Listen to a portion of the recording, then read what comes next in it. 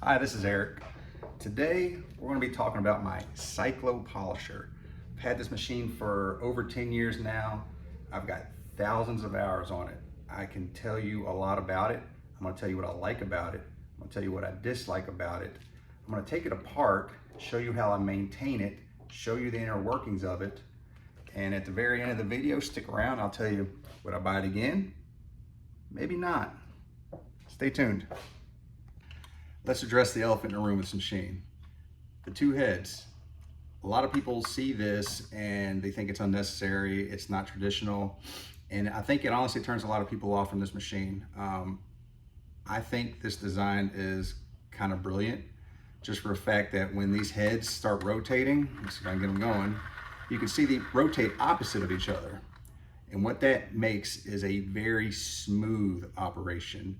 If you're talking about a machine like a Flex, which is forced rotation, or even a Roops, which is super popular right now, that long throw you get with the Roops, it's going to wear you out. And when you're doing a lot of polishing, a lot of correcting, that wears your body down. I can polish with this machine all day long. It's not even as loud as the other machines.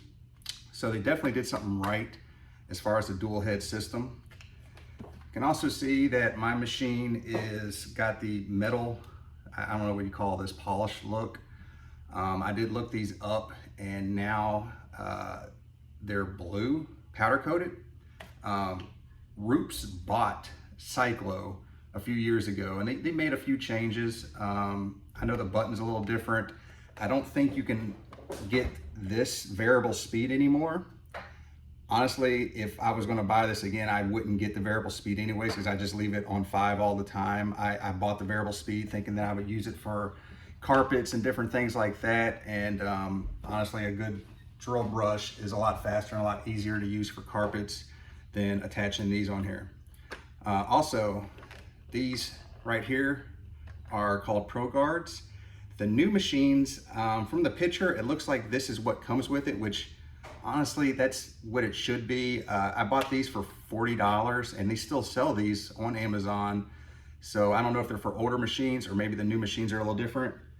When I bought my machine, this big monstrosity is what came on it. And it's heavy and it's not comfortable and it beats the panels to death. These Pro Guards were a way big upgrade for this machine. Also, this machine, you'll see that, if I can find it here, you can see these black lines I put on there.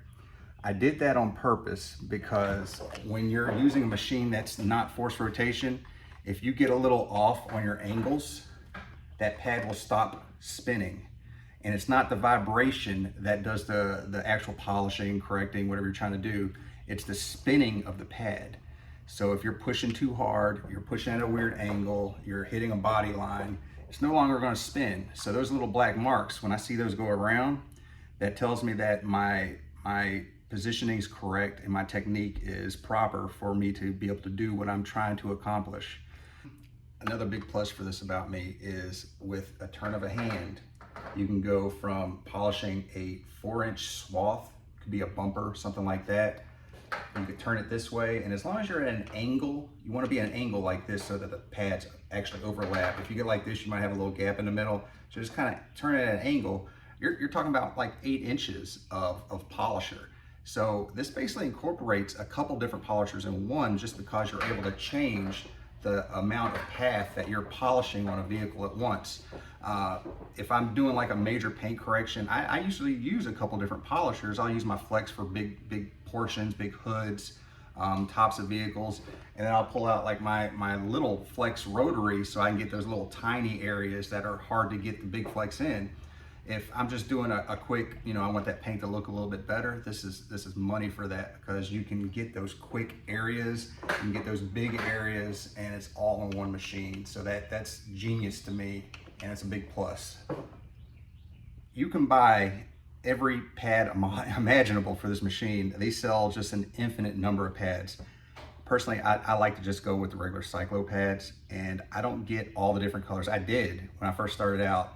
I bought the green ones, the orange ones, the yellow ones. Every pad they actually have microfiber pads. They have scrubby pads. They have the clay pads. As for pads, when you're buying pads for this machine, you typically get a 4-pack for $20. That's on Amazon. Like I said, I prefer to just get the Cyclo pads that are designed for this machine. I know Lake Country makes some, and I've used them. They're a little thicker. They're not bad pads, but you want to get the firmest pad you can buy, which for the Cyclo is typically going to be the yellow pads. The reason you want this is when these pads start to break down, they're going to get soft, and being soft, they're not going to do it as well as far as correcting and polishing the paint. So when I throw these pads away, it's usually because the backing is either too messed up and it's not sticking any longer, the Velcro, or the pad is just too soft and it's not worth keeping around. I think you can get 5 to 10 cars out of a set of pads. After that, it's probably in your best interest to get rid of them. Also, Roops, I guess, has made a change with the pads. As you can see on this pad, it's flush, and on this pad, it's got this little lip. I like the lip, and I'll tell you why. When you're trying to line this up, I like to hold it like this, put it on like that, and stick it on. For some reason, I can line it up better with a little lip, and when I test it, I spin it, and you see that's got a wobble, so that's a little off. If I put the second one on, it's a little more difficult for me to put on. Actually, I put that one on better. I've been doing this for a while. But what I'll do when I test it is I put it together and I'll spin both of them. As long as they're not rubbing and hitting each other, then they're good to go. I mean, obviously I would fix this one because that's a little off. But that's what you want to look for when you put these pads on. Is just make sure when you spin them, they're not hitting each other, because then that's going to stop your rotation. It's time to get into maintenance. Maintenance with the machine is pretty straightforward. You'll see on the back here, you got this tiny little, looks like a port. And what that is for oiling the machine. And for oil, you want to use just regular 3-in-1 gear oil. You'll put a little drop in there. Well, way too much, but it should absorb in there. And maybe 2 or 3 drops every time you use it, and that'll keep the machine lubricated. Also, this area here, these are the brushes. You got 2 brushes on each side. They are replaceable. This area here will start getting carbon built up into it. So you want to blow that out.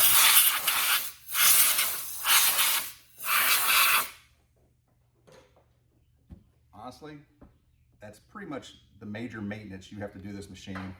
Once a year, I'm gonna open these brushes up, which I actually haven't looked at these brushes in a long time. So let's see what we got dealing here. Oh, stuck in there a little bit.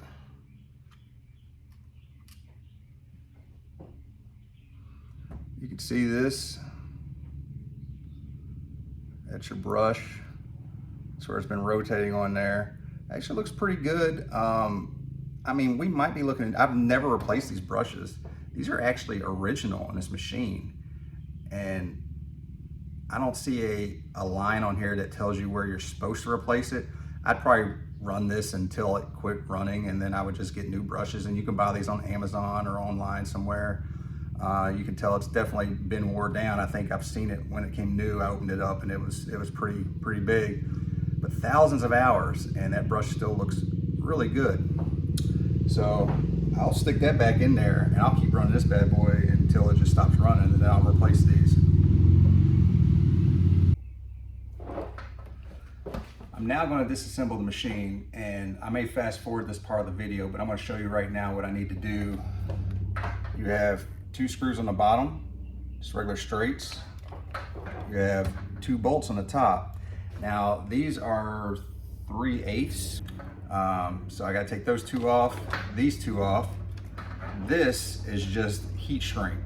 I put it on there for my comfort. You don't have to have this on there. So I'm going to cut this with a razor, and I actually have a fresh piece that I'll shrink on there. So let me go ahead and start that process.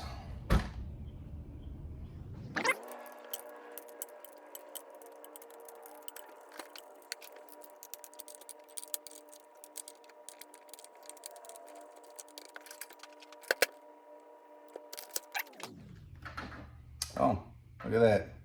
Got 2 more screws down there. Phillips. There are all these little nuts on the inside here, so be careful you don't lose those when you take it apart.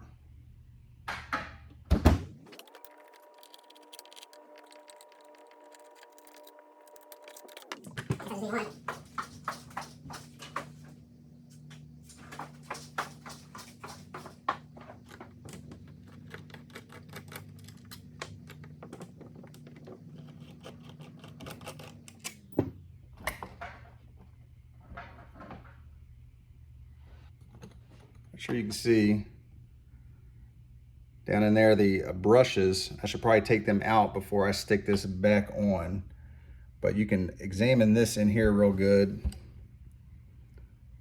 It's not plugged up right now, but I'll blow all this out and we'll get a better look at it.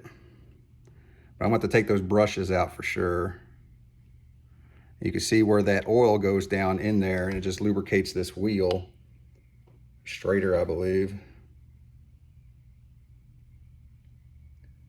Thousands of hours. Let me throw a mask on and some eye protection.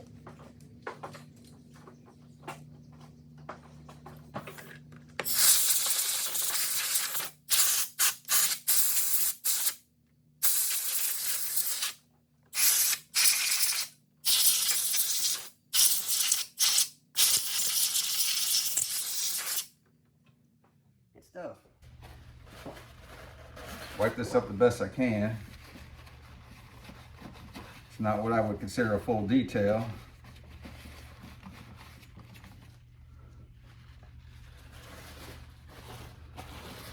That's all just brush carbon.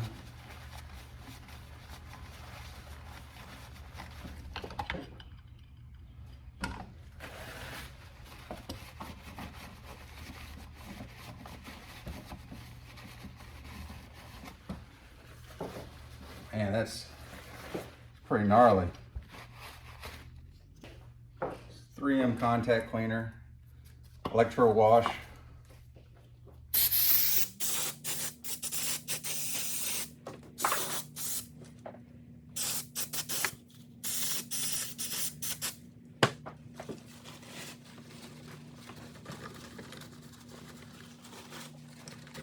I mean, this obviously doesn't have to be perfect. Just trying to get the majority of the buildup out of here.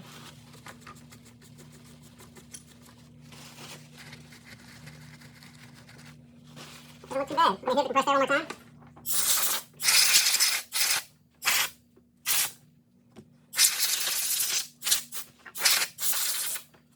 Good stuff. All right, so let's get into the gears.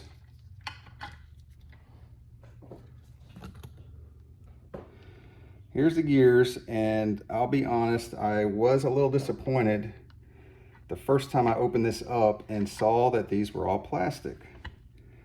The metal housing's great. It makes everything, you know, look like it's really rugged and tough and all this and that. But then you open this up and you got plastic gears. Obviously you had metal gears. It'd probably be a whole lot heavier, so maybe this is on purpose.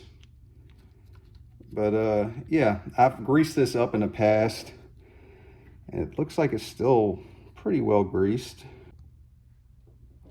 Well, after a thorough search, I realized I don't have any grease. As you can see here, the original grease is red. What I put in there is kind of brown. So I think I'm gonna actually look up what kind of grease this is, the red stuff, just to see if that's even available. I'm not sure this is part of a normal practice, taking this completely apart like this just to do maintenance to it. Like I said, I've had this machine for 10 years. I've done this before, and I just like to see how things operate. Maybe I'm foolish for doing that, but I like taking things apart, seeing how they work. As you can see, this electro straighter, if that's what it's called, it turns this, which turns this wheel, which turns this middle wheel right there, and that's going to turn all of these, which turns the pads. Everything looks pretty good in there. I don't see anything obvious, any problems. I'm going to take a little bit of this extra grease and kind of move it around and maybe get it on the gears a little bit better. You can see it's all kind of bubbled up here. So I want that actually in the gears instead of around them, since I don't have more grease to shove in there. Never had a grease leak on this machine, so I don't really know where the grease goes when it melts. My flex has actually leaked grease before, and I've had to fill it back up. This doesn't look too bad. Thousands of hours, 10 years, and still operates like new. All right, at this point, I think I'm gonna start putting this thing back together, and we'll do a test run with it, make sure it still runs. Never know when you start taking stuff apart. Oh, one thing I will show you, this handle, this is the only thing I've ever had break, and it was totally my fault. This fell from a pretty significant height when I laid it on a bench, and it landed right on this handle. The one spot that this machine's probably weak because it has this plastic handle, and it loosened everything up, and I had to tighten it down really good there. I'm actually going to put a screwdriver on that and just make sure that's still tight before I start tightening all this up. A lot of this part of the video may be sped up because it's going to be boring. Goes back on like so.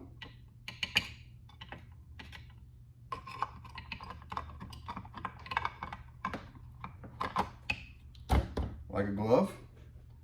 And yep, all the gears are still engaged. I'm taking the brushes out just so I can put this on here without damaging them. There's a cap.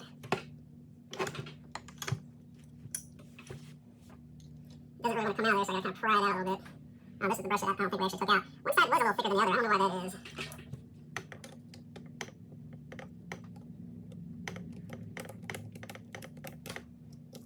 There's the cap. And once again, we'll have to pry this out.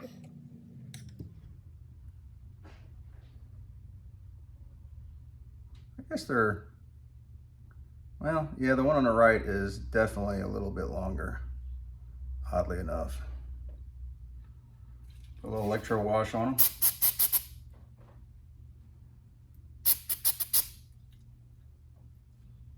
Those to the side. Now you want to be careful with your electrical wires and not pinch those. This needs to be up in the handle. As you slide this back over. And I heard a click. Sounds good.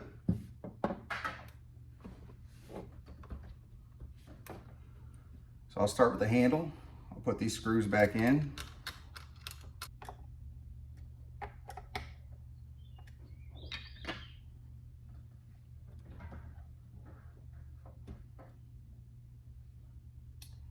All right, here is the bolt.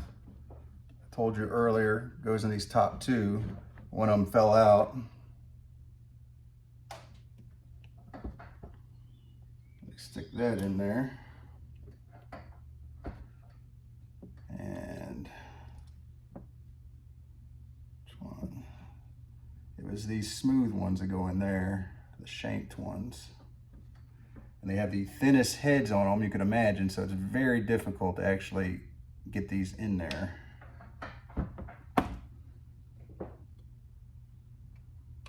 Tight enough. I'm going to stick this one in. Yeah, that was a problem. I just had the nut in the wrong side. All right, I got those in there okay. I'm gonna have to snug them up with a wrench. These had two little lock washers on them for the screws. They go in here. Gosh, I know I'm crazy, but there's a bunch of dirt and dust in there. Detailing, right?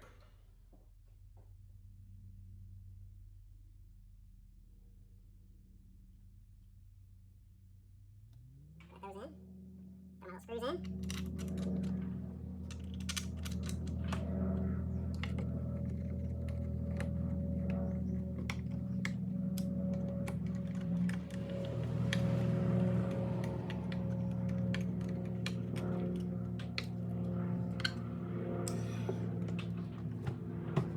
Three-eighths on these tiny little heads here.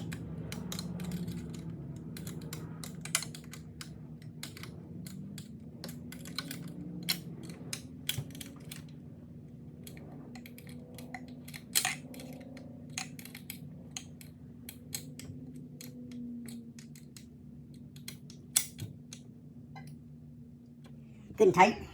All right, double check. Got those, got those, got those. Those are in. Got my 2 screws at the bottom. Now I need to stick in my brushes. Now, I guess we're gonna test this out. This is the moment of truth right now. Took this whole thing apart, cleaned it, inspected it, make sure my switch is off.